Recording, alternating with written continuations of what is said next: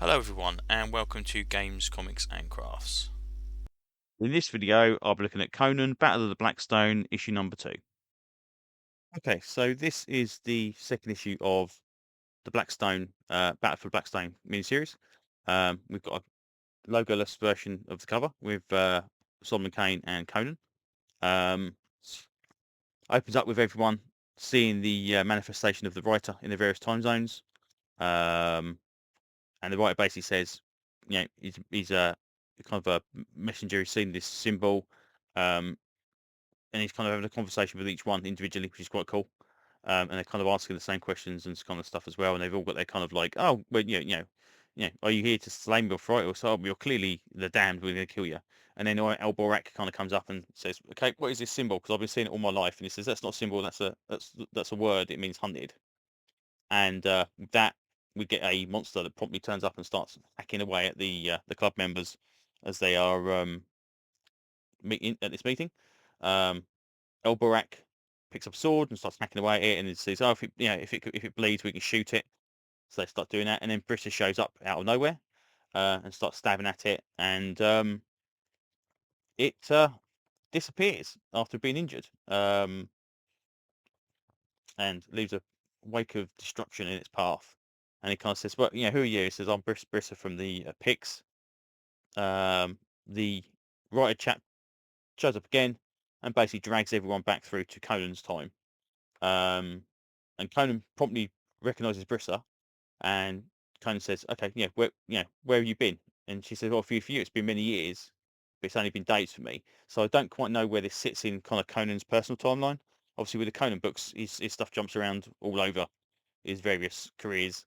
Judging by the armor he's got, maybe that's a giveaway. Maybe that's more Conan the Thief or whatever, or in that kind of era. I don't know where that sits. It's definitely not the King, anyway.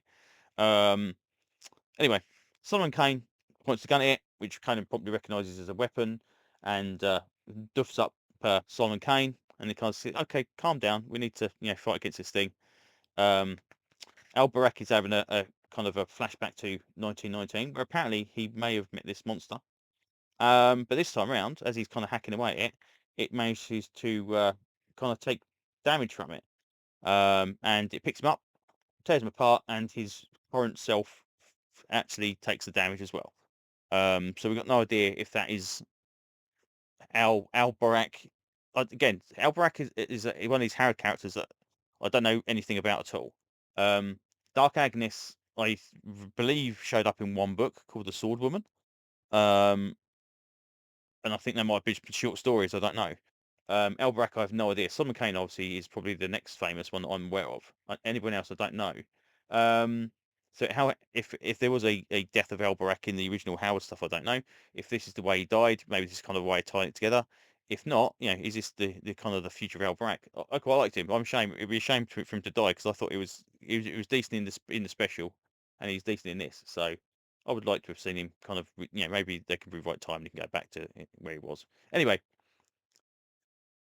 basically they see this thing and they realise where they're standing outside is this massive temple with the symbol on it.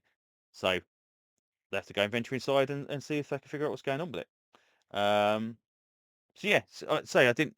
It's quite nice the fact this is a crossover book, not a pure Conan book, because Conan's not in it a lot. So everyone kind of gets their own kind of few moments to shine.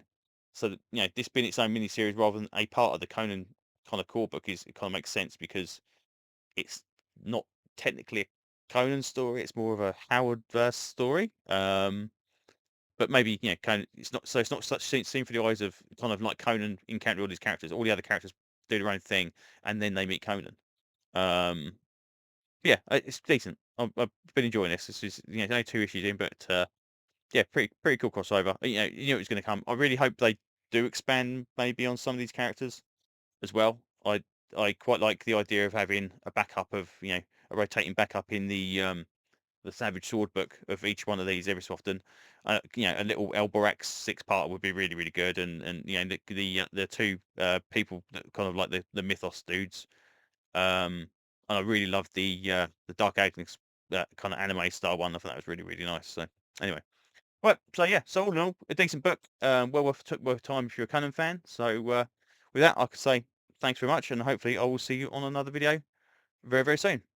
Bye bye.